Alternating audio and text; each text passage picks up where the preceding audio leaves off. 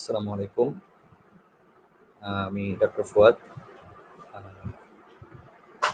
যদিও কিছু টেকনোলজিক্যাল প্রবলেমের কারণে দেরি হয়ে গেল।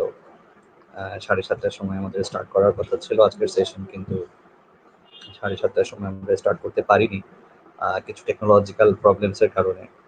আ তো আলহামদুলিল্লাহ যে ফাইনালি আমরা জয়েন করতে পেরেছি। তো সবাইকে শুভ সন্ধ্যা। এবং আমি একটু ওয়েট করব এবং চেক করে নিব যে আমাকে আ দেখা যাচ্ছে কিনা এবং শোনা যাচ্ছে কিনা। সেশনটা লাইভ হচ্ছে কিনা। ওয়ালাইকুম আসসালাম তানহা। আমি দেখতে পাচ্ছি যে তুমি আছো ভেতরে। আমি ইমনকেও দেখতে পাচ্ছি। ওয়ালাইকুম আসসালাম। ভালো আছি আলহামদুলিল্লাহ।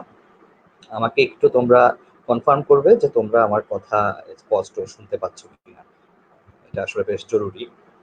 সো তানজিয়াকে দেখছি, ফাতেমা। সো তোমরা সবাই ভালো আছো আশা করি। আমরা একটু অপেক্ষা করি যারা বাকিরা আসার জন্য, কারণ আনফরচুনেটলি আমরা তো ৭:৩০ শুরু করতে পারিনি, একটু দেরি হয়ে গিয়েছে। তো আমাকে একটু একটা বিষয় তোমরা হেল্প করো যে আমার কথা তোমরা শুনতে পাচ্ছ কিনা, তাহলে আমি আগানোর চেষ্টা করব। ওয়ালাইকুম আসসালাম। অনেককেই দেখতে পাচ্ছি। তো যারা জয়েন করেছো, ঠিক আছে অনন্যা, ধন্যবাদ। শোনা যাচ্ছে তাহলে বুঝতে পারছি।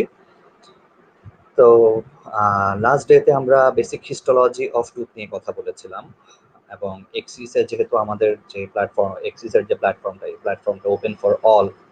তো আমি চেষ্টা করেছি আগের সেশনটাকে এমনভাবে সাজাতে যাতে যারা একেবারে ফেজ ওয়ানে নতুন এসেছে তাদের জন্য উপকার হয়, যারা সামনে ফার্স্ট প্রফেশনাল এক্সামের জন্য প্রিপারেশন নিচ্ছে তাদের জন্য সুবিধা হয়, এবং যারা ইতিমধ্যে উপরের ফেজগুলোতে চলে গিয়েছে including second year, third year, even final year পর্যন্ত, তাদেরও যাতে উপকার হয় সেভাবেই গুছিয়ে তৈরি করার চেষ্টা করেছিলাম প্রেজেন্টেশনটা, এবং আশা করেছি যে হয়তো তোমাদের কিছুটা কাজে এসেছে।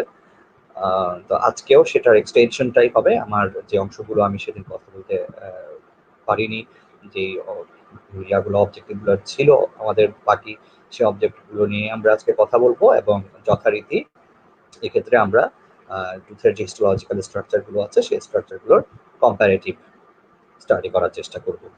তা আমরা একটু অপেক্ষা করি যে আর কেউ যাতে জয়েন করে, এবং এর ভেতরে আমি একটু কমেন্ট সেকশনে যারা আছো আমি একটু দেখে নিচ্ছি। ওয়ালাইকুম আসসালাম সবাইকে। সব আমার পছন্দের প্রিয় মুখ দেখা যাচ্ছে। তোমরা ভালো আছো আশা করি সবাই।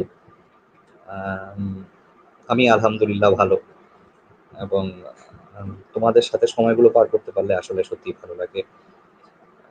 তো আমরা আস্তে আস্তে সেশনের দিকে আগাবো, এবং সেশনের শুরুর আগেই গত দিনের নিয়মগুলোই আরেকবার একটু মনে করিয়ে দিই, যে আমরা যখন সেশন কন্টিনিউ করব, যেহেতু লাইভ সেশনে আমি যখন আমার প্রেজেন্টেশন পার্টটুকুতে থাকি, তখন আমার পুরো স্ক্রিন জুড়েই আমার প্রেজেন্টেশনটা থাকে। সেক্ষেত্রে তোমরা কোনো কোয়েশ্চেন করলে সেগুলো আমি দেখতে পাবো না। তো সেক্ষেত্রে যেটা আমরা করতে পারি সেটা হলো যে আমি যখন একটা করে সেশন, মানে একটা করে টপিক শেষ করব, সেই টপিকটুকু শেষ করার পরে আমি একটু সময় দিব। সেই সময়টুকুতে তোমরা যদি ইমিডিয়েট কোনো কোয়েশ্চেন করতে পারো, অর এলস যেটা আমরা করতে পারি সেটা হলো একেবারে যখন আমি সেশনটা শেষ করব, তখন সাম আপ করার সময় আমি আবার একটা কোয়েশ্চেন পার্ট রাখবো, যে কোয়েশ্চেন পার্টটুকুতে তোমরা তোমাদের যেই বিষয়গুলো নিয়ে জানার বা যে বিষয়গুলো শেয়ার করার সেগুলো তখন তোমরা কন্ট্রিবিউট করতে পারো। তাহলে আমরা শুরু করার দিকে আগাই। যেহেতু অলরেডি ৭:৩০ শুরু করার কথা ছিল, আমরা ৭:৩০ স্টার্ট করতে পারিনি। তো from at the very beginning শুরু করার ক্ষেত্রে আমি আমাদের পুরনো যেই পার্টগুলো ছিল সেই পার্টগুলো থেকে একটু শুরু করে এগিয়ে আসতে চাচ্ছি। তো আমাদের বেসিক হিস্টোলজি অফ টুথ নিয়ে যখন আমরা করেছিলাম, আমরা তখন একটা কোকোনাট এর কম্পোনেন্ট পার্ট দিয়ে শুরু করেছিলাম। আমরা টুথ হিস্টোলজিক্যাল স্ট্রাকচারগুলো দেখেছিলাম, যেখানে আমরা একটা টুথের হেভি সেকশনে এনামেল ডেন্টিনের ওরিয়েন্টেশন, পাল্পের ওরিয়েন্টেশন, এবং আরেকটা বিষয় যেটা আমরা খুব গুরুত্ব দিয়েছি সেটা হলো অ্যাপাইকাল জোন বা apical third, including apical foramen. এবং সেই পার্টটা বলার সময় আমরা এটাও বলেছিলাম যে এই অংশটা যাতে আমরা যখন টুথ স্ট্রাকচার ড্র করব তখন আমাদের যেন কোনো ভুল না হয়। ইভেন যখন আমরা এই অংশটা পড়ার ক্ষেত্রে যাতে আমরা কোনো ভুল করে না ফেলি। ইভেন এই এপাইকাল থার্ডের একটা অন্যতম এমফাসিস সেটা হলো যে আমরা যখন সেকেন্ড ফেজে যাব, থার্ড ফেজে যাব, ওরাল প্যাথোলজি যখন পড়বো, নট ইভেন দ্যাট আমরা যখন ফাইনাল ফেজে যাব, যারা ফাইনাল ফেজে আছো তারা তো অবশ্যই বিষয়গুলো জানো, যে কনজারভেটিভ ডেন্টিস্ট্রি বলি অথবা পেডিয়াট্রিক ডেন্টিস্ট্রি বলি অথবা আমরা যদি ম্যাক্সিলোফেশিয়াল সার্জারি বলি, অ্যাপাইকাল থার্ড অ্যাপাইকাল জোনগুলো কিন্তু চলে আসে। তো এন্ডোডন্টিক থেরাপির ক্ষেত্রেও খুব ভাইটাল একটা পার্ট সেটা। তো এই বিষয়গুলোর ক্ষেত্রে আমরা যাতে এটা সবসময় মাথায় রাখি যে আমরা এখন যেটা পড়ছি সেটা যাতে ততটুকু মনোযোগ দিয়ে পড়ি বা বুঝে পড়ি যাতে সেটা আমাদের কাজে আসে। তো আমরা টুথ স্ট্রাকচারের পর আমরা আমাদের অবজেক্টিভ গুলো দেখেছিলাম, সেশন অবজেক্টিভ, এবং এই সেশন অবজেক্টিভে আমরা already physical characteristics, composition, basic structures, incremental lines নিয়ে কথা বলেছিলাম, এবং আমরা আশা করি আজকে আমরা structural variation, types, clinical consideration এবং finally age and functional changes নিয়ে কথা বলবো। তো জাস্ট একটা শর্ট রিক্যাপ করে আসি। আমরা ফিজিক্যাল ক্যারেক্টারিস্টিক যখন কথা বলেছিলাম, আমরা বলেছি যে হিউম্যান বডিতে 4টা হার্ড টিস্যু আছে, এনামেল, ডেন্টিন, বোনস এবং সিমেন্টাম, এবং এখানে আমরা হার্ডনেসের, তাদের যে হার্ডনেসের উপর ভিত্তি করে তাদের যে পার্থক্যটা, সেই পার্থক্যটা নিয়ে কথা বলেছিলাম। এবং আমরা এটা বলেছিলাম যে ইনক্রিজড হার্ডনেস মানে হচ্ছে ইনঅর্গানিক সাবস্টেন্সেস বেশি, দ্যাট মিনস মিনারেল কন্টেন্টস বেশি হবে, এবং একই সাথে তখন কোলাজেন এবং প্রোটিন সাবস্টেন্স কম থাকবে, দ্যাট মিনস অর্গানিক কম্পোনেন্ট গুলো কম থাকবে, অ্যান্ড ভাইস ভার্সা বিষয়টা নিয়ে আমরা কথা বলেছি। তো আমরা কম্পোজিশনে যখন এসেছিলাম তখন আমরা ইনঅর্গানিক কন্টেন্ট নিয়ে কথা বলেছিলাম, অর্গানিক কন্টেন্ট নিয়ে কথা বলেছিলাম। দেন বেসিক হিস্টোলজিক্যাল স্ট্রাকচারে আমরা এনামেলের বেসিক হিস্টোলজিক্যাল স্ট্রাকচার নিয়ে কথা বলেছি, যেখানে এনামেল রড বা স্ট্রাকচারাল ইউনিট যেটা রড শীট দিয়ে কাভার থাকে, এবং ইন বিটুইন রড বা ইন বিটুইন রড শীট যদি আমরা বলি সেক্ষেত্রে ইন্টার রড সাবস্টেন্সেস পাওয়া যাচ্ছে। এবং ডেন্টিনের ক্ষেত্রে সিমিলারলি আমরা কথা বলেছিলাম যে dentinal tubule is the structural unit of dentin which is covered by peritibular dentin, and in between dentinal tubule or in between peritibular dentin there is intertibular dentin. এবং পেরিটিবিউলার এবং ইন্টারটিবিউলার ডেন্টিনের ক্ষেত্রে আমরা খুব গুরুত্বপূর্ণ একটা পয়েন্ট হাইলাইট করেছিলাম, যেটা হলো peritubular dentin is more calcified, that means more harder than the intertibular dentin. আমরা তাদের হিস্টোলজিক্যাল স্ট্রাকচার নিয়ে কথা বলেছিলাম, যেখানে আমরা এনামেল রড, ইন্টাররড সাবস্টেন্সের স্ট্রাকচার ওরিয়েন্টেশন নিয়ে কথা বলেছি, যখন আমরা বলেছিলাম বিশেষভাবে জোর দিয়ে যে এনামেল রডের যে ক্রিস্টালের ওরিয়েন্টেশন এবং ইন্টাররড সাবস্টেন্সের ক্রিস্টালের যে ওরিয়েন্টেশন, সেই ওরিয়েন্টেশনের পার্থক্যের কারণে আমরা রড এবং ইন্টাররড সাবস্টেন্সকে আলাদা করতে পারছি মূলত। এবং ডেন্টিনের স্ট্রাকচারের ক্ষেত্রেও আমরা পেরিটিবিউলার ডেন্টিন এবং ইন্টারটিবিউলার ডেন্টিনের ক্ষেত্রে যখন কথা বলেছি, আমরা এটাও বলেছি যে যেই টিস্যুটা বা যে স্ট্রাকচারটা মোর ক্যালসিফাইড থাকবে সেটা মোর ওপ্যাক পাবো আমরা, এবং যেটা লেস ক্যালসিফাইড থাকবে সেটা লেস ওপ্যাক থাকবে। একই সাথে আমরা এটাও বলেছি যেটা মোর ওপ্যাক, দ্যাট মিনস সেটা লেস লুসেন্সি। তো এটা, এই বিষয়টা নিয়ে আমরা আগের দিনই কথা বলেছিলাম, আজকে আর সেক্ষেত্রে কথা আগাচ্ছি না। আমরা ডেন্টিন স্ট্রাকচার নিয়ে কথা বলেছিলাম, যে ডিসপার্সড অবস্থায় যে কোলাজেন ফাইবারের যে মেশওয়ার্ক থাকছে, সেই মেশওয়ার্কের ভেতরে সিমেন্টিং ম্যাটেরিয়াল হিসেবে আমাদের যে ক্রিস্টালাইন সাবস্টেন্স গুলো থাকছে, সেই ক্রিস্টালাইন ম্যাটেরিয়ালস গুলো থাকছে, ক্যালসিয়াম হাইড্রোক্সি অ্যাপাটাইট ক্রিস্টালস এবং আর অন্য যে মিনারেল ক্রিস্টালস গুলো আছে সেই মিনারেল ক্রিস্টালস গুলো। তো আমরা আমাদের পরের টপিক আলোচনা করেছিলাম ইনক্রিমেন্টাল লাইনস নিয়ে। এনামেলের ক্ষেত্রে ছিল এক্সট্রাফ্রাজিয়াস, প্রসেস ফ্র্যাকশন এবং নিউনাটাল লাইন। আমরা ডেন্টিনের ক্ষেত্রেও নিউনাটাল লাইন পেয়েছিলাম, তার সাথে ভন অ্যাবনার এবং কন্ট্রোল লাইন অফ ওয়েন নিয়ে কথা বলেছিলাম। আমরা আজকে আমাদের নতুন টপিক শুরু করব। নতুন টপিকটা শুরু করার আগে আমি বেসিক স্ট্রাকচারটাকে আরেকবার একটু সামনে নিয়ে আসছি। আমরা আরেকবার একটু দেখে নিই যে এনামেলের স্ট্রাকচার, ওর স্ট্রাকচারটা কেমন এবং ডেন্টিনের স্ট্রাকচারটা কেমন। আমরা অলরেডি রিক্যাপিচুলেট করেছি যে এনামেলে আমরা মূল স্ট্রাকচারাল কম্পোনেন্ট কি পাচ্ছি, ডেন্টিনে আমরা মূল স্ট্রাকচারাল কম্পোনেন্ট কি পাচ্ছি। তো এখন আসা যাক যে আমাদের স্ট্রাকচারাল ভেরিয়েশন গুলো আমরা আসলে কি পাবো। আমি লোকে স্ট্রাকচারাল ভেরিয়েশনই বলছি, কারণ হলো যে আমরা যে স্ট্রাকচার গুলোকে স্ট্রাকচারাল ইউনিটের সাথে এবং অ্যাসোসিয়েটেড স্ট্রাকচারের সাথে পড়েছি, এখন যে স্ট্রাকচার গুলো নিয়ে আমরা আলোচনা করবো সেই স্ট্রাকচার গুলো সেই মূল স্ট্রাকচার গুলো থেকে অবশ্যই পার্থক্য রাখছে। কিছু স্ট্রাকচার আমরা পাবো হাইপো মিনারেলাইজড, দ্যাট মিনস মিনারেলাইজেশন কম। কিছু স্ট্রাকচার আমরা পাবো হাইপার মিনারেলাইজড, দ্যাট মিনস স্ট্রাকচার বেশি। সো এনামেলের ক্ষেত্রে যদি আমরা আলোচনা করি, আমরা এনামেল স্পিন্ডল, টাফট এবং ল্যামিলা পাচ্ছি। এনামেল স্পিন্ডল, টাফট এবং ল্যামিলা পাচ্ছি। এক্সামে ইনভ্যারিয়েবলি এখান থেকে কোয়েশ্চেন আসে, এবং ওরাল এক্সাম যখন হয় তখনও এখান থেকেই অনেক সময় দেখা যায় যে কোয়েশ্চেন ভরাই হয়ে যায়। লজিক্যাল স্লাইডগুলো, ওই যে প্রিপারেশনগুলো, যে প্র্যাকটিক্যাল এক্সামের সময়ও দেখা যায় এখান থেকে কিছু কোয়েশ্চেন চলে আসতে পারে। তো আমরা এনামেল স্পিন্ডলটা নিয়ে যদি কথা বলি, তাহলে এনামেল স্পিন্ডলটা কি?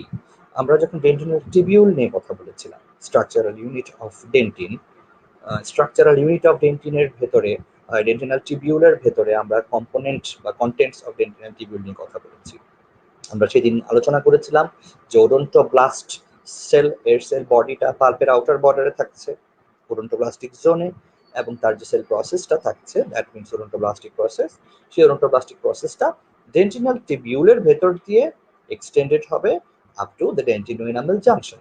তো এখানে একটা বিষয় একটু মনে রাখার জরুরি, সেটা হলো যে ডেভেলপমেন্টের সময়, ডিউরিং অ্যামিলোজেনেসিস, ডেন্টিনোজেনেসিস, ডিউরিং ডেভেলপমেন্ট, অনেক সময় যেটা হয় যে অকেশনালি এই যে ওডোন্টোব্লাস্টিক প্রসেস থাকছে, সেই ওডোন্টোব্লাস্টিক প্রসেসগুলো ডেন্টিনো এনামেল জাংশনের বর্ডারটা ক্রস করে এনামেল এরিয়াতে চলে যাচ্ছে এবং সেখানে এনট্র্যাপড হয়ে যাচ্ছে। আফটার ম্যাচুরেশন সেই এক্সটেন্ডেড ওডোন্টোব্লাস্টিক প্রসেস এনটুকু এনট্র্যাপড হচ্ছে উইদিন দি এনামেল। তো এটা কিন্তু এনামেলের স্ট্রাকচার না, বাট ম্যাচিউরড এনামেলে সে এনট্র্যাপড অবস্থায় থাকছে। এই যে স্ট্রাকচারটা, যেটাকে আমরা অ্যাপারেন্টলি কিভাবে পাচ্ছি, ডেন্টিন ও এনামেল জাংশন থেকে স্টার্ট করে এনামেলের দিকে এক্সটেন্ডেড একটা প্রজেকশন হিসেবে পাবো আমরা ম্যাচিউর এনামেল। এই যে ডেন্টিন ওডোন্টোব্লাস্টিক প্রসেসের একটা এক্সটেন্ডেড পয়েন্ট, এক্সটেন্ডেড অংশ, যেটা ম্যাচিউর এনামেলের ভেতরে ইন্ট্রাক্ট অবস্থায় পাবে, সেই অংশটাকে আমরা এনামেল স্পিন্ডল নামে রাখছি। সো ডেফিনেটলি এটা যেহেতু ওডোন্টোব্লাস্টিক প্রসেসের একটা এক্সটেনশন, এটা অর্গানিক সাবস্টেন্সেস, দ্যাট মিনস এখানে মিনারেলাইজেশন আমরা পাবো না, দ্যাট মিনস এটা একটা hypomineralized structure. Okay, let's come to enamel tuft. Tuft এবং স্পিন্ডলের ক্ষেত্রে একটা জিনিস আমাদের সিমিলারিটি মনে রাখতে পারি, সেটা হলো দুটোই ডেন্টিনো জাংশন থেকে শুরু হচ্ছে। আমরা যদি মনে করি, দেখি যে ডেন্টিনো এনামেল জাংশনটাকে আমরা পেয়েছিলাম স্ক্যালপ শেপে, এবং স্ক্যালপ শেপের অংশের নিচে আমরা পাচ্ছি ডেন্টিন এবং তার উপরে এনামেল পাচ্ছি আউটার পার্টে। ডেন্টিনো এনামেল জাংশন থেকে এনামেল টাফটও অ্যারাইজ করবে, এবং কতটুকু এক্সটেন্ডেড হবে, up to 1/5 to 1/3 into the enamel. এবং enamel tuft কি, that's another hypomineralized structure which appears as a tuft of grass. So এটা আরেকটা hypomineralized structure, এবং ডেফিনেটলি এটাও কিন্তু ডেভেলপমেন্টালি ফর্মেশন হচ্ছে। তাহলে আমরা দুটো hypomineralized structure পাচ্ছি, one is enamel tuft, another is enamel spindle, দুটোই ডেন্টিনো এনামেল জাংশন থেকে to some extent of enamel মানে আগাবে, বাট পার্থক্য হচ্ছে enamel spindle was originally a part of odontoblastic process, যেটা ডেভেলপমেন্টের সময়ে ডেন্টিনো এনামেল জাংশন ক্রস করে ইন্ট্রাক্ট হয়েছিল। বাট টাফটের ক্ষেত্রে বিষয়টা তা নয়। Let's come to enamel lamella. আমরা যদি ল্যামিলাতে আসি, এখানে কিছু ভেরিয়েশন আমরা পাবো। ল্যামিলার ভেরিয়েশনটা কি পাচ্ছি, আমরা আগের দুটো বলেছিলাম ডেন্টিনো এনামেল জাংশন থেকে এক্সটেন্ড হচ্ছে, but in case of lamella, enamel lamella starts from the surface. তাহলে এনামেল সারফেস থেকে রাইজ করবে, করে দেন এটা টুয়ার্ডস ডেন্টিনো এনামেল জাংশন এক্সটেন্ড করবে, এবং এবং এটা লঙ্গিটিউডিনাল হেয়ার লাইক লাইনের মতো এক্সটেন্ড করবে। কোনো কোনো ক্ষেত্রে ল্যামেলা ডেন্টিনো এনামেল জাংশনের আগে থামছে, কখনো কখনো সে ডেন্টিনো এনামেল জাংশনকে টাচ করতে পারছে, কখনো কখনো সে এক্সিট করতে পারছে। এবং in case of lamella, that is also another hypomineralized structure. এগুলো সম্পর্কে আমরা টেক্সট বুক থেকে আরেকটু বেটার জেনে নিতে হবে। আমি জাস্ট কোর ইনফরমেশনটা নিয়ে কথা বললাম। এবং যদি ডেন্টিনের ক্ষেত্রে আসি, আমরা ডেন্টিনও আমি তিনটা স্ট্রাকচার কি এখানে রেখেছি। First one is intratubular dentin. এটাকে স্পেশালি আমি এখানে মেনশন করতে চাচ্ছি কেন, আমি লাস্ট বলেছিলাম তখন কিন্তু আমি একটা পয়েন্ট বলেছি, আমাকে কি আসলে দেখা যাচ্ছে কিনা একটু চেক করি।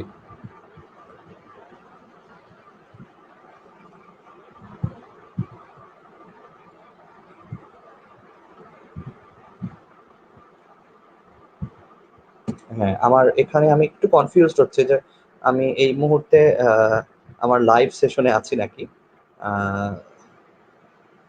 আশা করছি যে আমি লাইভ সেশনে এখনো আছি।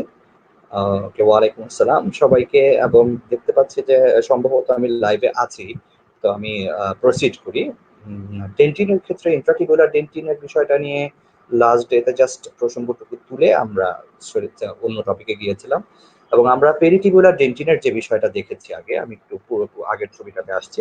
তো এখানে আমরা পেরিটিকুলার ডেন্টিন দেখেছি, ভেতরে ডেন্টিনাল ডেন্টিনাল টিবিউলার স্পেস যেটা কাভার্ড হচ্ছে ডেন্টিনাল টিবিউল দিয়ে। সো ডেন্টিনাল যেটা কাভার্ড হচ্ছে পেরিটিকুলার ডেন্টিন দিয়ে। সো অ্যালং উইথ এজেস, যত বয়স বাড়তে থাকবে তত যেটা ঘটবে সেটা হলো যে ডেন্টিনাল টিবিউলের ইনার বর্ডারে, সো ডেন্টিনাল টিবিউলের ক্ষেত্রে অ্যালং উইথ এজেস ইনার বর্ডারে মিনারেলাইজেশন হতে থাকবে। অ্যালং উইথ এজেস, বয়স বাড়তে বাড়তে। তাহলে আমরা টিবিউলের যে ডায়ামিটারটা দেখতে পাচ্ছি এখানে, সেই টিবিউলের ডায়ামিটারটা ধীরে ধীরে ন্যারোয়ার হতে থাকবে। তাহলে কোন পয়েন্টটা বেশি স্ট্রাইকিং? এখানে স্ট্রাইকিং পয়েন্টটা হচ্ছে যে dentinal tubule is covered by peritubular dentin, but along with ages, mineralization occurs at the inner surface of the dentinal tubule. So dentinal tubule inner surface যেহেতু মিনারেলাইজেশন চলতে থাকবে ধীরে ধীরে, তো থিকনেসটা ইনার পোর্শনে বাড়তে থাকবে। তাই কোনো রিসার্চার এই এই পেরিটিবুলার ডেন্টিনকেই ইন্ট্রাটিবুলার ডেন্টিন হিসেবে এক্সপ্লেইন করেছে। আমি যদি বলি বিষয়টা কেমন, অনেকটা আমার আঙুলের মতোই। আমি যদি আউটার বর্ডারটাকে ধরি, দ্যাট ইজ দ্য পেরি, আর আমি যদি ইনার বর্ডারটা ধরি, দ্যাট ইজ দ্য ইন্ট্রা। তাহলে আমি কেন পেরি কেন ইন্ট্রাতে যাচ্ছি?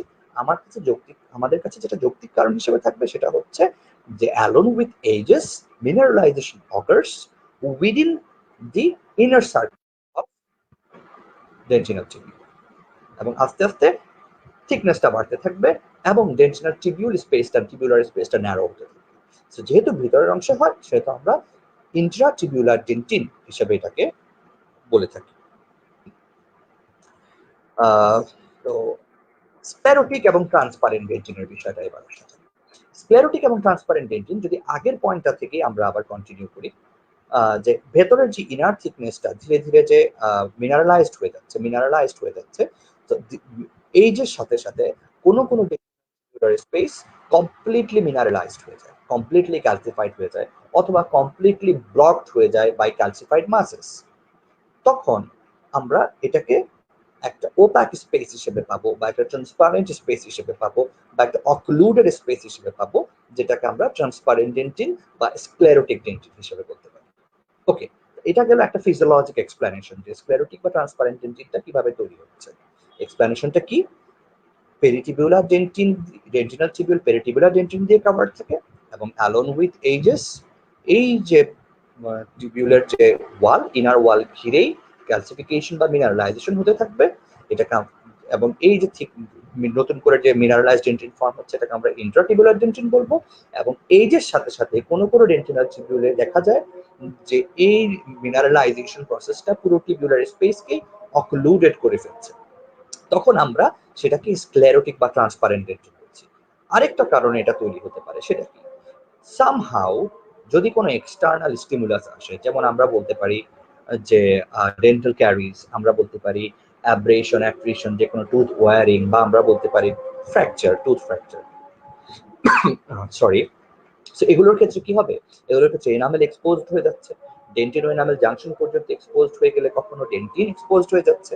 তো ডেন্টিন যখন এক্সপোজড হয়ে যাবে তখন একটা স্টিমুলাস, ইরিটেশনাল স্টিমুলাস আসবে। তো ইরিটেশনাল স্টিমুলাস থেকে যেটা হয়, ডেন্টিন এক্সপোজ হয়ে গেলে সেটা ডেন্টিন সেনসিটিভিটিতে আমরা আরেকটু ভালো এক্সপ্লেইন করতে পারবো বিষয়টা। তবু এখানে বলে রাখি যে তখন দেখা যায় যে এক্সটার্নাল স্টিমুলাসের জন্য ডেন্টিনাল টিবিউলের যে কম্পোনেন্টস বা কন্টেন্টস গুলো আছে সেই কন্টেন্টস গুলো আস্তে আস্তে ডিসইন্টিগ্রেটেড হতে থাকে। ভেতরের যে ওডোন্টোব্লাস্টিক প্রসেসটা আছে সেই ওডোন্টোব্লাস্টিক প্রসেসটা ডিসইন্টিগ্রেশন হয়, রেটিনাল ফ্লুইডটা লস্ট হয়, ভেতরের কম্পোনেন্ট গুলো স্ট্রাকচার গুলো ডিসইন্টিগ্রেশন হয়, এবং ভেতরে একটা এমটি স্পেস ক্রিয়েট হয় অকেশনালি। যে এমটি স্পেস যখন ক্রিয়েট হবে তখন আমরা কি পাবো? তখন আমরা এটা একটা ট্র্যাক্ট হিসেবে পাবো। সো টিবিউল, এটি একটা টিবিউল, যে টিবিউলটার ভেতরে অনেকগুলো কন্টেন্ট ছিল, এক্সটার্নাল স্টিমুলাসের কারণে পুরো কন্টেন্ট গুলো এমটিড হয়ে যাচ্ছে, এবং একটা এমটি ক্যানেল এর মতো, বা একটা এমটি রাস্তা, বা একটা এমটি ট্র্যাক্ট এর মতো মনে হবে। সেই ট্র্যাকটি তখন আমরা ডেড ট্র্যাক্ট বলছি। ডেড ট্র্যাককে আমরা কিরকম অ্যাপিয়ারেন্স পাবো? আমরা ব্ল্যাক পাবো। ট্রান্সমিটিং লাইটে যদি দেখি আমরা ব্ল্যাক পাবো। ঠিক যেমন আমরা স্ক্লেরোটিককে ওপ্যাক পাচ্ছি না। এই যে ডেড ট্র্যাক্ট গুলো হচ্ছে, এই ডেড ট্র্যাক্টের কনসিকুয়েন্সেও কিন্তু অনেক সময় কি হয়, এই এমটি স্পেসটা ধীরে ধীরে ক্যালসিফাইড মাসেস এবং কোলাজেন মানে কোলাজেন ম্যাচুরেশন মিনারেলাইজেশন হয়ে এবং ক্যালসিফাইড মাস অক্লুডেড হয়ে হয়ে এই ডেড ট্র্যাক্টটাও কখনো কখনো দেখা যাচ্ছে অক্লুডেড হয়ে যায় ক্যালসিফাইড মাস দিয়ে। তখন কিন্তু আমরা স্ক্লেরোটিক ডেন্টিন আবার পাচ্ছি। তাই টেক্সট বুক এটাও রেফার করে যে ডেড ট্র্যাক্টকে স্ক্লেরোটিক ডেন্টিন ফর্মেশনের ইনিশিয়াল স্টেপ হিসেবেও বলা। তাহলে আমরা ইন্টারটিবিউলার ডেন্টিন নিয়ে কথা বললাম, আমরা স্ক্লেরোটিক ডেন্টিন নিয়ে কথা বললাম, আমরা ডেড ট্র্যাক্ট নিয়ে কথা বললাম। একটা স্ট্রাকচার আমি এখানে মেনশন করিনি, যেটা হলো ইন্টারগ্লোবিউলার ডেন্টিন।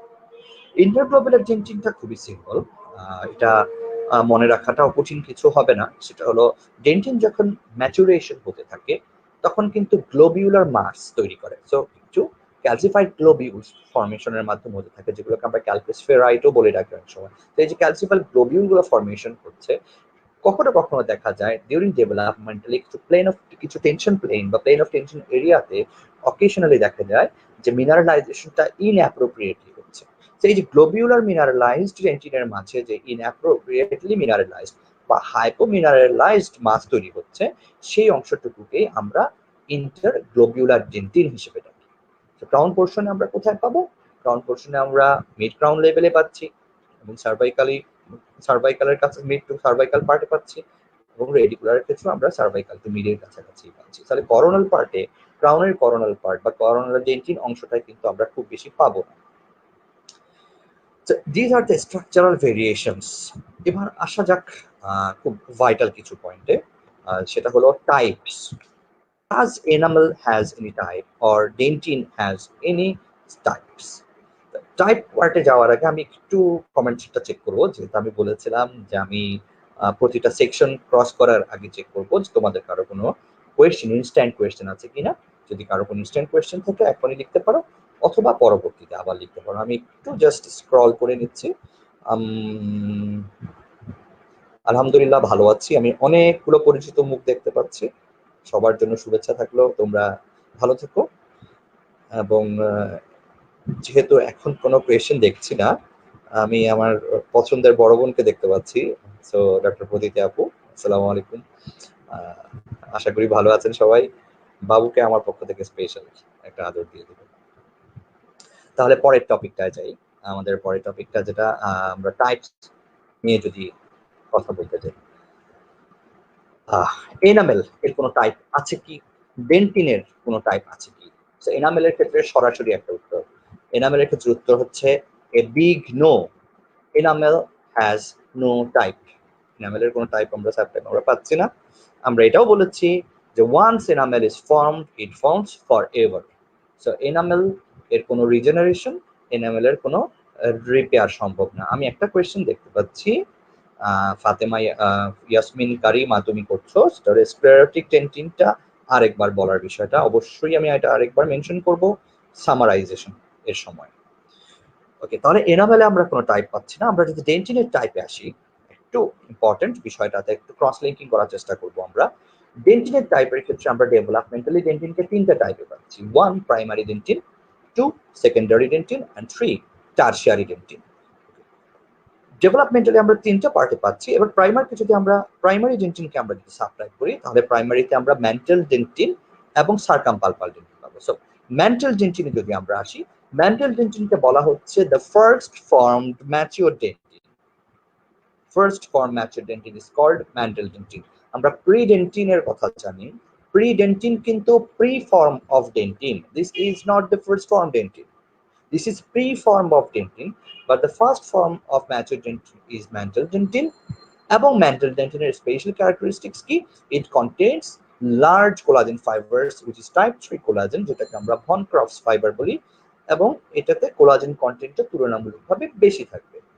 ওকে, আমাদের প্রত্যেকেরই একবার ফার্স্ট ইয়ারে শুরু করি বা যে কোনো একটা মেডিকেল কলেজ বা ডেন্টাল কলেজের কথা বা ডেন্টাল ইউনিটের কথা যদি আমরা চিন্তা করি, ভেরি ফার্স্ট ব্যাচ যেটা প্রথম যে ব্যাচটা তৈরি হয়, সেই ব্যাচটা কোন অবস্থায় থাকে?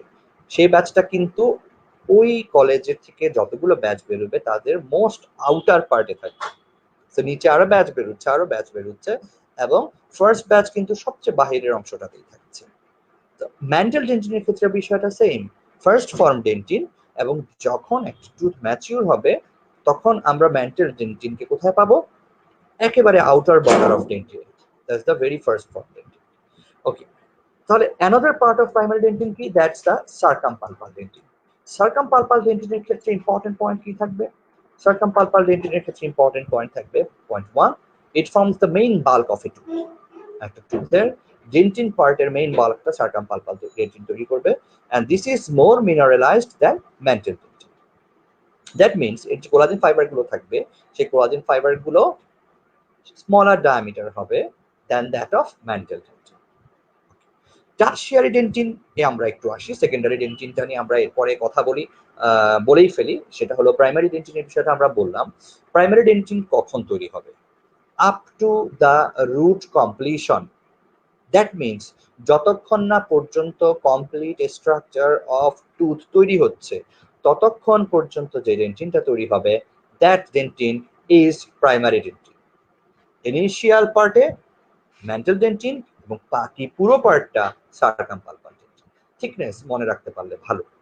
সেকেন্ডারি ডেন্টিন কখন ফর্মেশন হয়?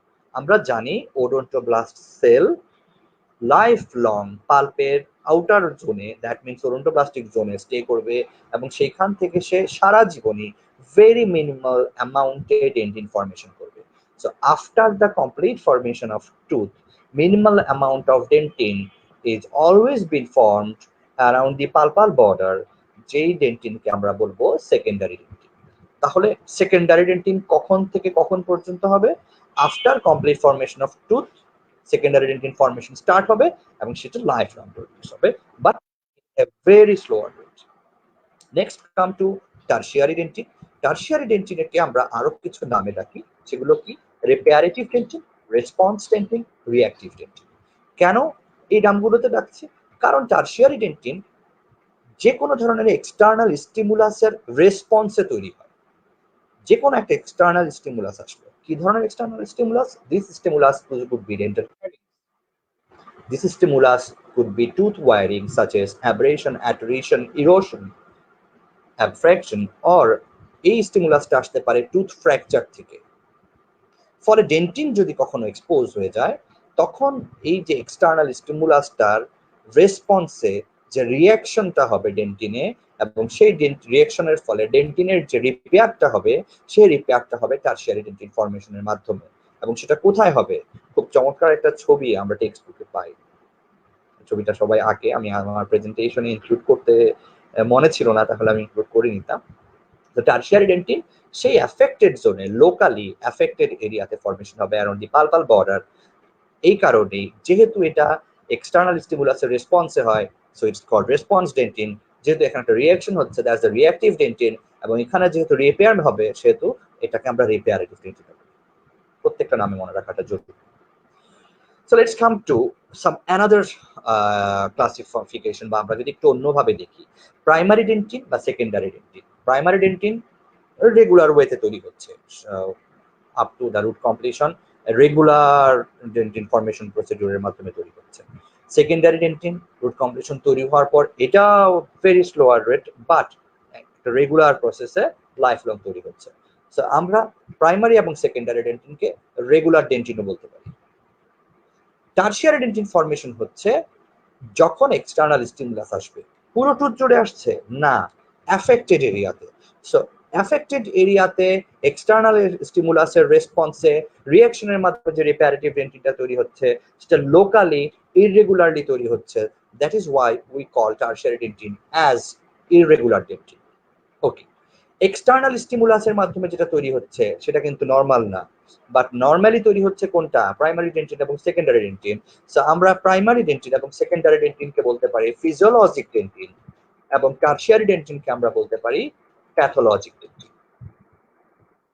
এটা হচ্ছে যতটা সহজে মনে রাখা যায়, পড়ালেখা বিষয়টা যতটুকু সহজ করে আমি বুঝবো আমার তত বেশি মনে থাকবে। আমি যত কঠিন করে জিনিসটা মনে রাখার চেষ্টা করব আমি তত দ্রুত সেটা ভুলে যাব। তো টারশিয়ারি ডেন্টিনকে আমি প্যাথোলজিক ডেন্টিন বলবো। ওকে, প্যাথোলজিক ডেন্টিনের আরেকটা এক্সপ্লেনেশন আমরা কোথায় পাই? আমরা পড়েছিলাম এক্সটার্নাল স্টিমুলাসের জন্য ডেন্টিনাল টিবিউলার ভেতরে যে কন্টেন্ট গুলো আছে, কন্টেন্ট গুলো ডিসইন্টিগ্রেটেড হয়ে এমটি হয়ে ডেড ট্র্যাক তৈরি হচ্ছে, সেই ডেড ট্র্যাক থেকে স্ক্লেরোটিক ডেন্টিন তৈরি হয়, তাহলে আমি প্যাথোলজিক ডেন্টিনের এক্সপ্লানেশনে স্ক্লেরোটিক ডেন্টিনকেও পাচ্ছি। সব কি একসাথে হড়বড় করে যে কোনো কোয়েশ্চেনে লিখবো বা বলবো? নট স্যার, যখন যেটা প্রয়োজন। আমি আরেকবার মেনশন করি, আমি আগের দিনও মেনশন করেছি যে এখন নতুন কারিকুলাম অনুযায়ী প্রতিটা কোয়েশ্চেন এর মার্কস ডিস্ট্রিবিউশন যেহেতু খুব কম, সেহেতু ঠিক ততটুকুই লেখা দরকার যতটুকু চাওয়া হয়েছে। অযথা বাড়তি কষ্ট না করে সময়টাকে যদি বাঁচাতে পারি তাহলে পুরো কোয়েশ্চেন অ্যান্সার করা কাজে লাগবে। Same thing happens to oral examination, যথাযথ উত্তরের বিপরীতে। আমরা টাইপস নিয়ে কথা বলেছিলাম। আশা করি যে এই জোনটাতে কারো কনফিউশন খুব একটা থাকবে না। যদি থাকে আমি যখন কোয়েশ্চেনারি সেশনে আবার সুযোগ দিব তখন আমরা আবার এটা নিয়ে কথা বলবো। Let's come to clinical consideration. Clinical কনসিডারেশনে কিছু বিষয় নিয়ে কথা বলি। ফার্স্ট ওয়ান, ক্যারিজ কি ডেন্টাল ইনফেকশন। এটা মনে রাখতে হবে যে ক্যারিজ যখন আমরা ডেন্টাল ফার্মাকোলজি পড়বো তখন থেকে শুরু হয়ে যাবে, ওরাল প্যাথোলজি হয়ে ফাইনাল ফেজে গেলে পুরোপুরি থাকবে। তো ক্যারিজ এর ক্ষেত্রে আমি শুধু রেসপন্সটুকু নিয়ে কথা বলবো যে ডেন্টাল ক্যারিজ যদি হয়, ডেন্টাল ক্যারিজে এনামেল ইনক্লুডেড হয় কিনা? হয় স্যার। ডেন্টিন ইনক্লুডেড হয় কিনা? হয় স্যার। তাহলে এনামেল ক্যারিজ হচ্ছে, ডেন্টিন ক্যারিজ হচ্ছে। পাল্প ক্যারিজ হয় না স্যার, পাল্পে ক্যারিজ হয় না। পাল্পে যখন মানে ইনফেকশনটা চলে আসবে তখন আমরা সেটাকে পালপাইটিস বলবো। Pulpitis, inflammation of pulp. So caries, enamel caries যখন হবে, যেহেতু এনামেলে কোনো ব্লাড ভেসেলস নাই, এনামেলে কোনো নার্ভ টিস্যু নাই, তাই এনামেল ক্যারিজে কোনো ধরনের সেন্সিটিভিটি হবে না। এনামেলে ক্যাভিটেশন হবে, ডিকে হবে, ক্যাভিটেশন হবে, এবং তাতে কি হবে? Food accumulation. That's it. এটুকু পর্যন্ত জানা থাক। বাকিটুকু কনজারভেটিভ ডেন্টিস্ট্রির পার্ট, অপারেটিভ ডেন্টিস্ট্রির পার্ট, এটা ওরাই করবে। ফাইনাল ফেজে গিয়ে তোমরাও জানবা, সেখানে রেস্টোরেশন হবে। তাহলে আমরা কি জানবো? এনামেল ক্যারিজ এর কোনো সেন্সিটিভিটি নেই। কি হচ্ছে সেখানে? ফুড অ্যাকুমুলেশন হতে পারে। এটা ট্রিটমেন্ট কি? এটা ট্রিটমেন্ট রেস্টোরেশন। এইচডিএম এ যেহেতু তোমরা রেস্টোরেটিভ ম্যাটেরিয়ালস এর কথা জানো, সেক্ষেত্রে কোশ্চেন কতটুকু পর্যন্ত আসতে পারে যে তুমি রেস্টোরেশন করলে কোন ধরনের রেস্টোরেশন করবে? ডেফিনেটলি তখন পার্মানেন্ট রেস্টোরেটিভ ম্যাটেরিয়ালস সম্পর্কে তোমার অ্যান্সার তো দিতেই হবে। ট্রিটমেন্ট রেস্টোরেশন হলেও অ্যান্সার তোমাকে দিতে হবে, কারণ এটা ফেজ 1 এর ভেতর ইনক্লুডেড রেস্টোরেটিভ ম্যাটেরিয়ালস। ওকে, ডেন্টিন ক্যারিজে কি হবে? ডেন্টিন ক্যারিজ ইনিশিয়ালি যখন আস্তে আস্তে টুয়ার্ডস দি পাল্প, যত ডেন্টিনের ডিপ ইনসাইডে ক্যারিজ এক্সটেনশন হবে তত ডেন্টিন সেন্সিটিভিটি হবে, তত ডেন্টিন সেন্সিটিভিটি হবে। দ্যাট মিনস সেন্সিটিভিটি বলতে শিরশির করা, দেখবো অনেকেই পরিচিতদের মধ্যে এই কোয়েশ্চেনটা চলে আসে, এই বিষয়টা আসে যে দাঁত শিরশির করা। তো ডেন্টিন যখন এক্সপোজড হবে, ক্যারিয়াস এক্সপোজার হবে, তখন ডেন্টিন সেন্সিটিভিটি গ্রো করবে।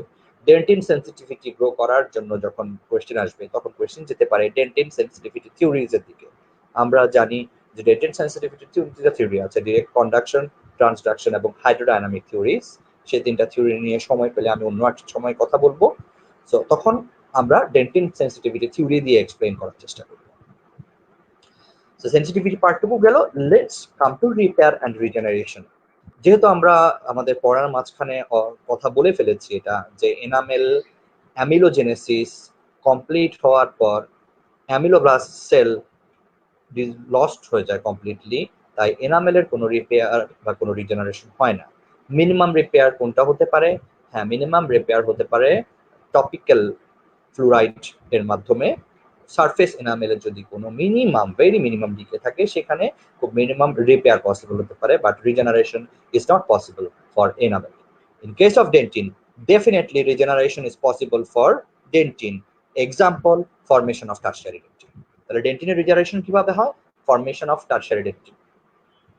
রিপেয়ার কিভাবে হয়? রিপেয়ার তো তুমি সেভাবে বলতে পারো যে ফর্মেশন অফ টারশিয়ারি ডেন্টিন। আর রিপেয়ার কিভাবে হয়?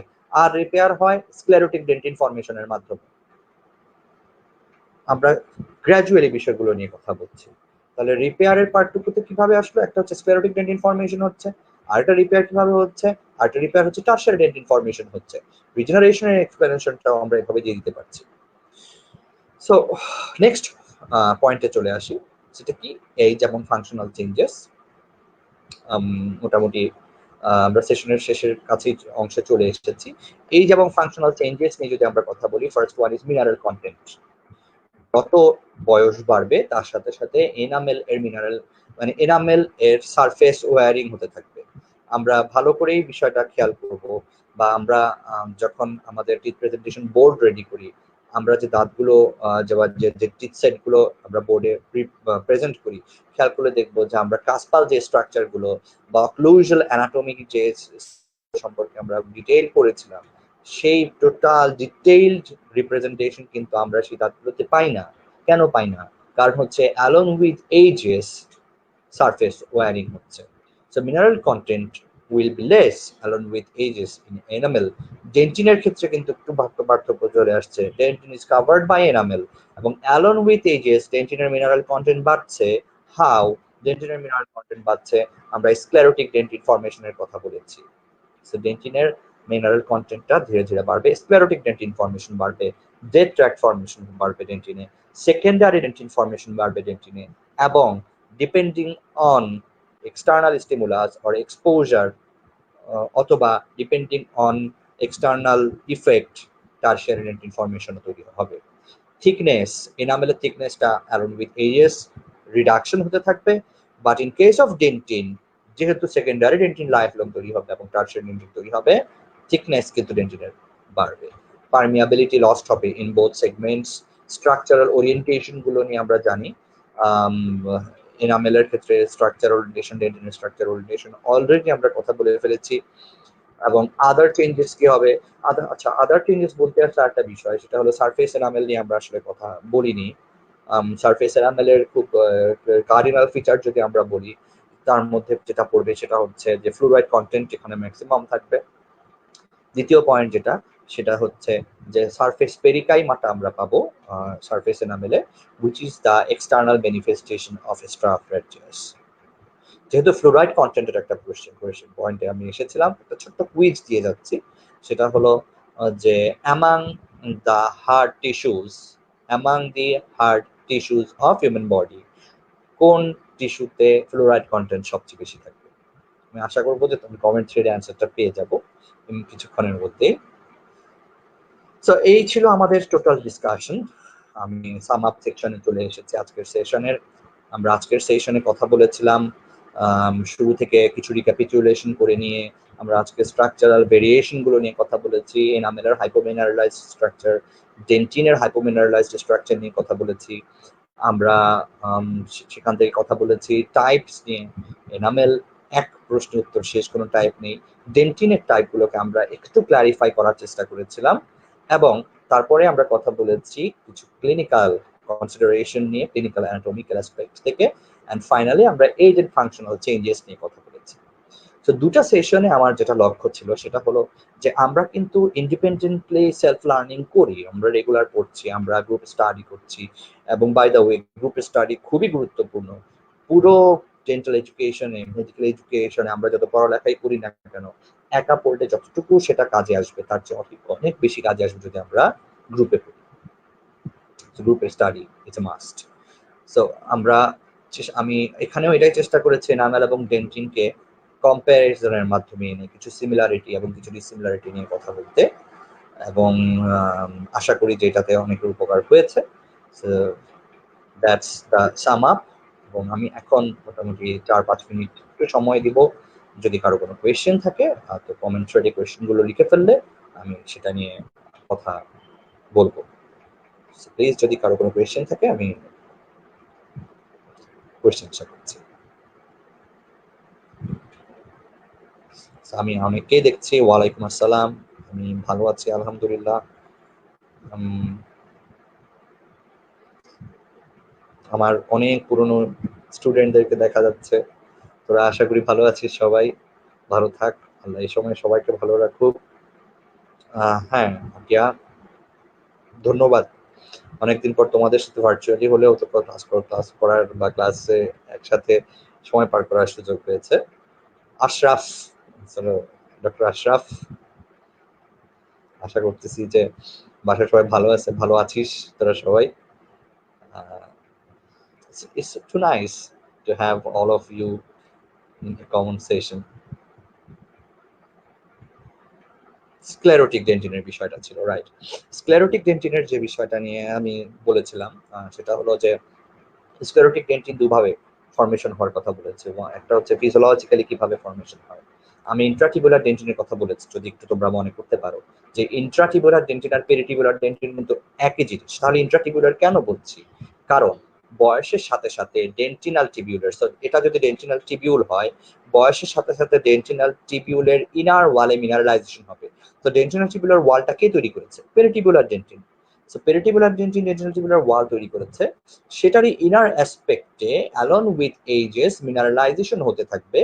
দ্যাট মিনস ইন্ট্রাটিবুলার ডেন্টিন ফর্মেশন হতে থাকবে, এবং বয়স বৃদ্ধির সাথে সাথে কোনো কোনো ক্ষেত্রে দেখা যায় যে কোনো কোনো ডেন্টিনাল টিবিউল ইন্ট্রাটিবুলার ডেন্টিন ফর্মেশনের মাধ্যমে এবং মিনারেলাইজেশনের মাধ্যমে কমপ্লিটলি অক্লুডেড হয়ে যায়। যখন সেটা কমপ্লিটলি অক্লুডেড হয়ে যাবে তখন সেটাকে আমরা স্ক্লেরোটিক ডেন্টিন বলবো, এবং সেটা ট্রান্সমিটিং লাইটে ট্রান্সলুসেন্ট পাবো আমরা, তাই এটাকে আমরা ট্রান্সলুসেন্ট ডেন্টিন বলছি। ওকে, এটা হলো স্ক্লেরোটিক ডেন্টিন ফর্মেশনের একটা পথ। আরেকটা পথ হচ্ছে এক্সটার্নাল স্টিমুলাস আসার ফলে ডেন্টিনাল টিবিউলের কন্টেন্টস গুলো যখন ডিসইন্টিগ্রেটেড হয়ে যাবে, এমপ্টিড হয়ে যাবে, তখন অ্যালোন উইথ টাইম বিং, সময় পার হওয়ার সাথে সাথে এই এমটি স্পেসটাও অকেশনালি অক্লুডেড হতে পারে ক্যালসিফাইড মাসেস দিয়ে। তখনও আমরা সেটাকে স্ক্লেরোটিক ডেন্টিন বলবো। স্ক্লেরোটিক ডেন্টিনের মূল থিমটা হচ্ছে dentinal tubule is occluded or occupied by calcified mass. It could occurs by it changes as a physiological process by pathological causes due to external stimulus. But whenever a dentinal tubule is become occluded with calcified masses, that time we will call it as sclerotic dentin. এবং আমি আবারও mention করি, প্রত্যেকটা topic শুধুমাত্র lecture বা শুধুমাত্র tutorial ক্লাসের উপর ডিপেন্ড না করে, সিনিয়রের হ্যান্ড নোটের উপর ডিপেন্ড না করে, টেক্সট বুকের সাথে ওরিয়েন্টেশনটা খুব জরুরি। একটু পাতাটা উল্টে ছবিটা দেখে নিই, একটু ডিটেলটা পড়ে নিই, আমার জন্য কনসেপচুয়ালাইজ করা সহজ হবে। আমি সবাইকে সেটা অ্যাডভাইস করব। আমি মনে হয় বিষয়টা নিয়ে বলেছি। তো আপাতত আর কোনো কোয়েশ্চেন পাচ্ছি না। আর যদি কোয়েশ্চেন আছে সেক্ষেত্রে অবশ্যই আমাকে আপনারা কোয়েশ্চেনগুলো করতে পারেন। আমি আমার লেকচারের শুরুতেও আমার ইমেল অ্যাড্রেসটা দিয়ে দিয়েছি, আমার ইমেল অ্যাড্রেসও দিতে পারেন, অথবা সরাসরি যদি কোয়েশ্চেন করতে চান আমার কমেন্ট থ্রেডেও আমাকে পরবর্তীতে কোয়েশ্চেনগুলো করলে আমি সেখানে দেখবো, অথবা ডিরেক্ট আমাকে মেসেজ করলেও আমি সেখান থেকে কোয়েশ্চেনগুলো দেওয়ার চেষ্টা অ্যান্সারগুলো দেওয়ার চেষ্টা করব। তো দ্যাটস অল ফর টুডে। সবার জন্য অনেক শুভেচ্ছা থাকলো, শুভকামনা থাকলো। আল্লাহ সবাইকে সুস্থ রাখুক, এবং আমার জন্য সবাই দোয়া করবেন যাতে আমরা ভালোভাবে কঠিন সময়টা পার করতে পারি, এবং পরবর্তীতে কোনো টপিক নিয়ে যদি আবার আসার সুযোগ, মানে আবার আসার কোনো সম্ভাবনা তৈরি হয়, তাহলে অবশ্যই আবার ইনশাল্লাহ এক সময় পার করা যাবে, আমরা একসাথে আবার কোনো লার্নিং সেশন পার করবো। তো সবার জন্য অনেক শুভকামনা থাকলো, ধন্যবাদ পাশে থাকার জন্য, সাথে থাকার জন্য। তাহলে আমরা সেশনটা আজকের মতো এখানে শেষ করতে পারি। এবং আমি একটা বিষয় সম্ভবত আমার প্রেজেন্টেশনে আমি ছোট করে দেখিয়েছি আজকে, যার জন্য দেখতে হয়তো সমস্যা হয়েছিল। তবু তাহলে আমি বিষয়টা একটু বড় করে আরেকবার দেখিয়ে দিই।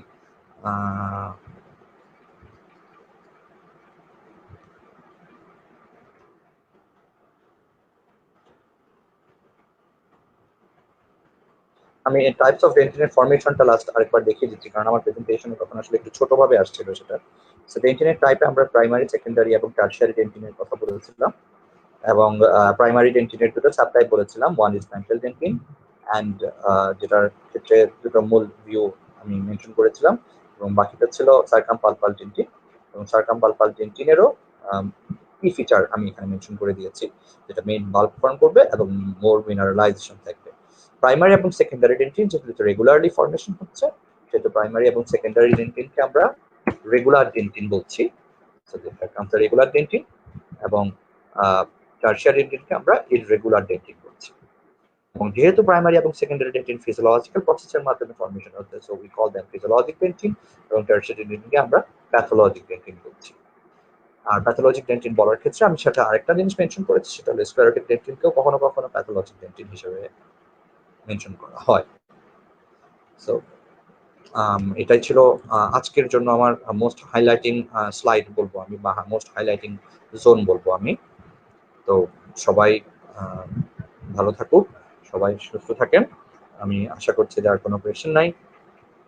সবাইকে অনেক ধন্যবাদ। আল্লাহ হাফেজ, শুভরাত্রি।